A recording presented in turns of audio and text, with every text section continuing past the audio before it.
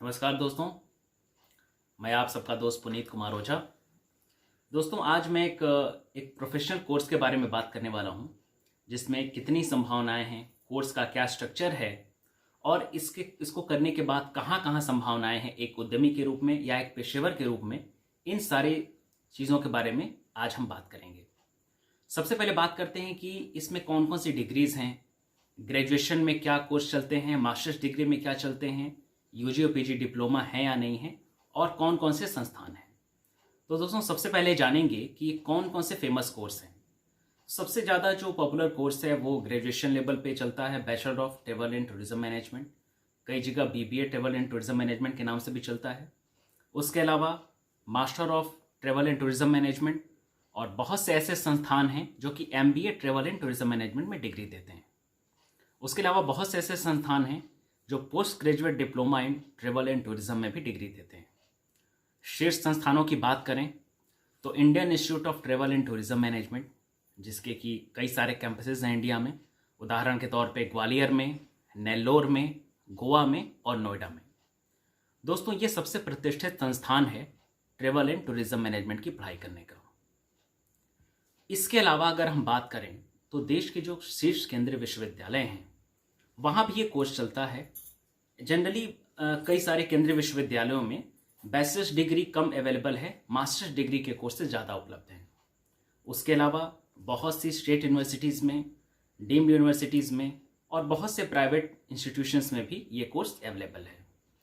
बात करें अगर पत्राचार माध्यम की तो इग्नू में, राजर्षि टंडन मुक्त विश्वविद्यालय में और न जाने ऐसे कितने ही मुक्त विश्वविद्यालय जो हमारे देश में चलते हैं, लगभग हर एक विश्वविद्यालय में ये कोर्स संचालित होता है। बहुत से ऐसे पेशेवर हैं जिनका कि काफ़ी अच्छा अनुभव है टूरिज्म फील्ड में, लेकिन उनके पास कोई एक पेशेवर डिग्री नहीं है।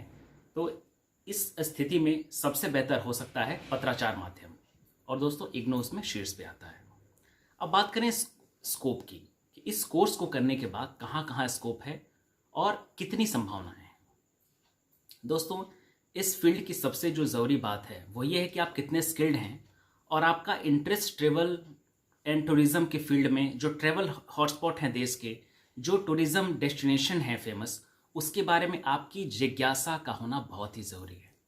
साथ ही साथ इंडिया को पर्यटकों का देश भी कहा जाता है, क्योंकि इतनी सारी विविधता भरी है हमारे देश में कि हर एक स्टेट में बहुत से ऐसे सेंटर हैं, बहुत से ऐसे डिस्ट्रिक्ट हैं, बहुत से ऐसे फेमस स्पॉट्स हैं जहाँ पे कि लाखों करोड़ों की तादाद में देश दुनिया भर से पर्यटक आते हैं।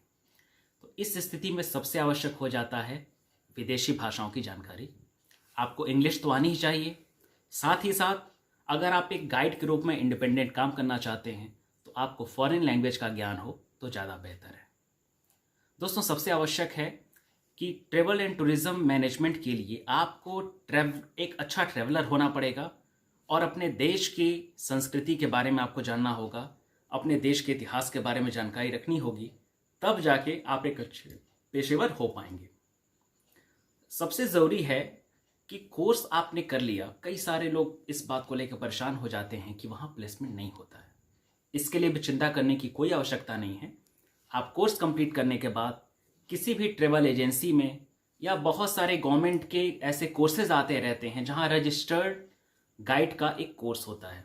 आप ऐसे किसी भी एक कोर्स में, इंस्टीट्यूशन में, कहीं भी आप ट्रेनिंग के रूप में शुरुआत करें, वहाँ से आपको फर्स्ट हैंड इन्फॉर्मेशन होगी।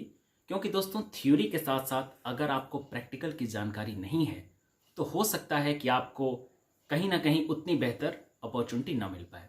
लेकिन सबसे अच्छी बात है इस कोर्स की, इसमें संभावनाओं की कोई भी कमी नहीं है। दोस्तों, जब तक इस देश में, पूरी दुनिया में लोग आते जाते रहेंगे, तब तक इस कोर्स का स्कोप रहेगा। और मेरा ये मानना है कि एक आदर्श कोर्स इसे कहा जा सकता है, क्योंकि इसको करने के बाद आपको ज़रूरी नहीं है कि आप सिर्फ सरकारी नौकरी पर ही निर्भर रहें। बहुत सी संभावनाएं हैं। आप इंडिपेंडेंट एक ट्रैवल एजेंसी भी चला सकते हैं। उसके अलावा एयर टिकटिंग में भी आप काम कर सकते हैं। उसके अलावा कहीं भी होटल्स में, एयरपोर्ट पे, किसी भी रेस्टोरेंट में, स्पा में, बहुत सारे जहाँ जहाँ टूरिस्ट आते हैं वहाँ उन हर जगहों पे ट्रैवल एंड टूरिज्म मैनेजमेंट के बच्चों का स्कोप है। अब दोस्तों केंद्रीय विश्वविद्यालयों में बात कर लें तो बनारस हिंदू विश्वविद्यालय हो गया, स्टेट यूनिवर्सिटीज़ की बात करें तो काशी विद्यापीठ हो गया, लखनऊ यूनिवर्सिटी हो गया, और ऐसे न जाने बहुत से जो कोर्सेज मैंने बहुत से यूनिवर्सिटीज़ के बारे में आपको पहले बताया है। अपनी योग्यता के अनुसार, जैसे कि आपने ग्रेजुएशन किया है तो आपको मास्टर्स करने के लिए ग्रेजुएशन का होना बहुत ही आवश्यक है, और अगर आप ग्रेजुएशन कोर्स करना चाहते हैं तो इंटरमीडिएट पास करना आपका आवश्यक है किसी भी स्ट्रीम में। वहीं masters degree of tourism and travel course करने के लिए किसी भी स्ट्रीम में ग्रेजुएट होना बहुत आवश्यक है। ये रहा कोर्स स्ट्रक्चर। जानकारी जैसा कि मैंने आपको पहले ही बता दिया कि हमेशा एक अच्छा इंस्टीट्यूट बहुत मायने रखता है हमारे लाइफ की तरक्की के लिए, तो आप इन इंस्टीट्यूट को हमेशा आप चेक करते रहें। Indian institute of travel and tourism management, BHU, IGNOU और ऐसे तमाम संस्थानों की आप एक लिस्ट बना सकते हैं। जनरली एडमिशन प्रोसेस शुरू होता है ज़्यादातर संस्थाओं में फेब लास्ट में, मार्च से लेके मई तक के बीच में। तो आप ज़रूर इन डेट्स को ध्यान में रखें, इन मंथ को याद रखें और कोर्स को अप्लाई करें। जज्बा रखें, फॉरेन लैंग्वेज कोर्स सीखें, घूमने का जज्बा रखें। वो दिन दूर नहीं जब आप एक बहुत ही अच्छे ट्रेवल एंड टूरिज्म प्रोफेशनल के रूप में आपकी अच्छी खासी पहचान हो पाएगी। दोस्तों उम्मीद करता हूँ कि ये जानकारी आप सबके लिए काफ़ी लाभप्रद रहेगी जो लोग इस फील्ड में अपना करियर बनाना चाहते हैं।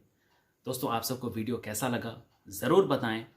आई होप आप सबको बहुत अच्छा लगा होगा। ज़्यादा से ज़्यादा लाइक करें, शेयर करें, सब्सक्राइब करें और कमेंट बॉक्स में लिखकर बताएं कि आपको क्या इससे लाभ मिला और आने वाले वीडियोस में आप किस सब्जेक्ट के बारे में जानकारी चाहते हैं। दोस्तों इससे ज़्यादा से ज़्यादा अपने फैमिली, रिलेटिव, फ्रेंड सर्कल तक शेयर करें। जय हिंद, जय भारत।